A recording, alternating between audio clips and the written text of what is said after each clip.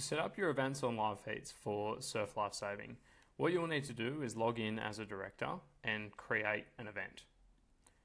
When you do this, for the first time, you would start from scratch, but once you have added in all of the details for the subsequent events, you could copy from existing to reduce the time it takes to set up for events.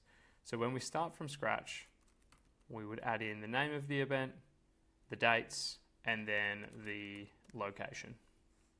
If you did have series, you could add these in here, and we can also do that retrospectively. At this point, you would be able to enter in your divisions. So we can say open male board race, 13, beach sprint, a relay, for example. And these can all be added to after. So I'm just going to add a handful here.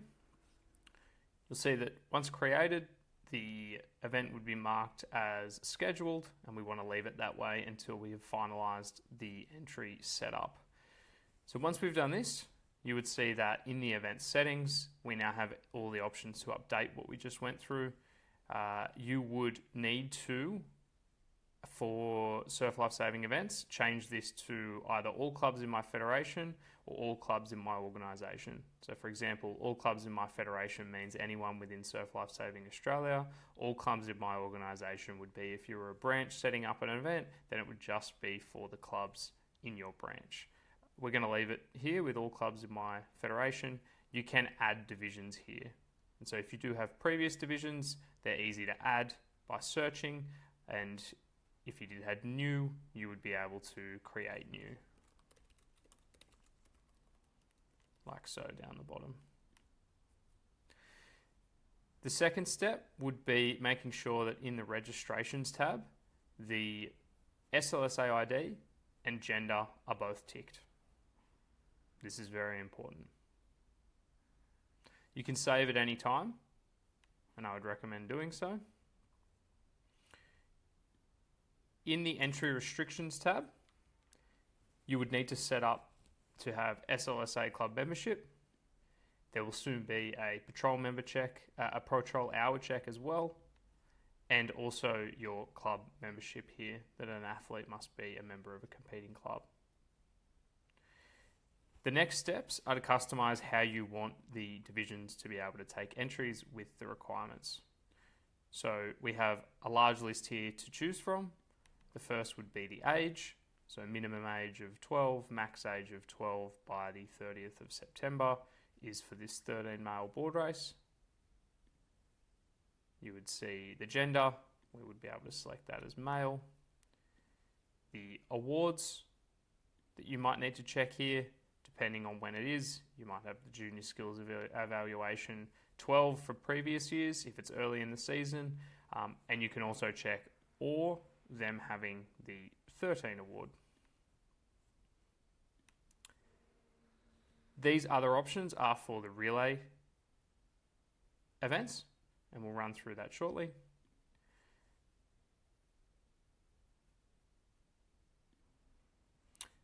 So you'll see for the open mixed taplin, we might need a minimum age of 15. There wouldn't be a maximum, again by the 30th. The awards that we would need to check might be bronze medallion, plus you would see a range of other awards.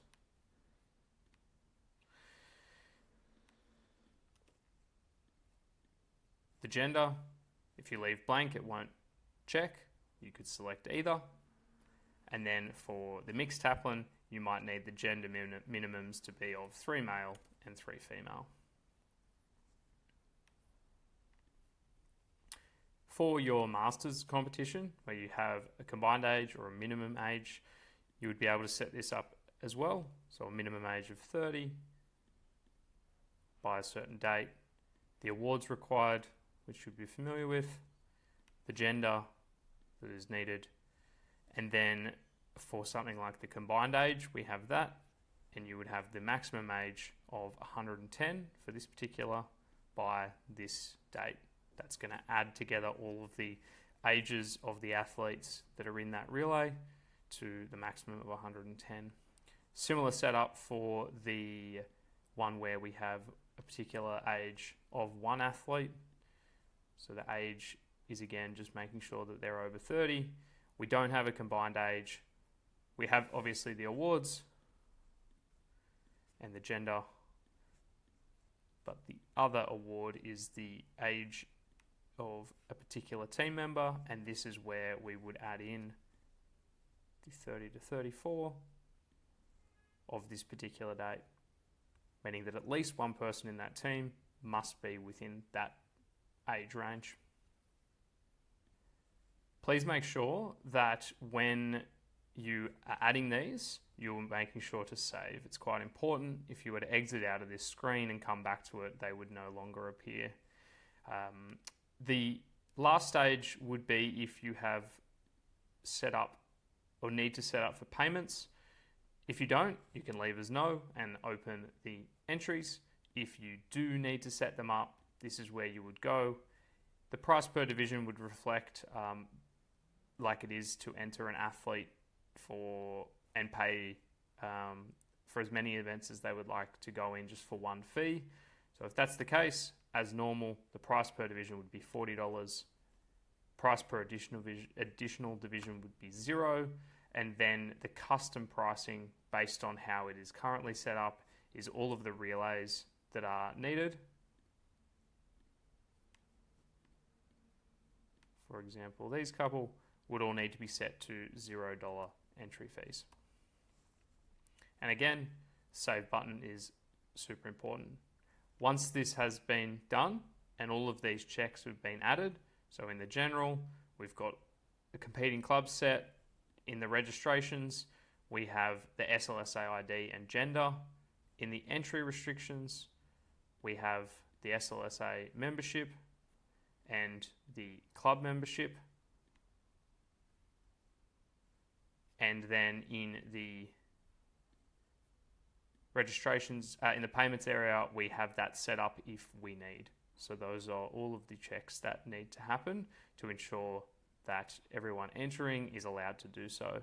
At this point, you're more than welcome to select Entry Open on your event, and the public event link down the left-hand side here would be the exact link that athletes would go and register for.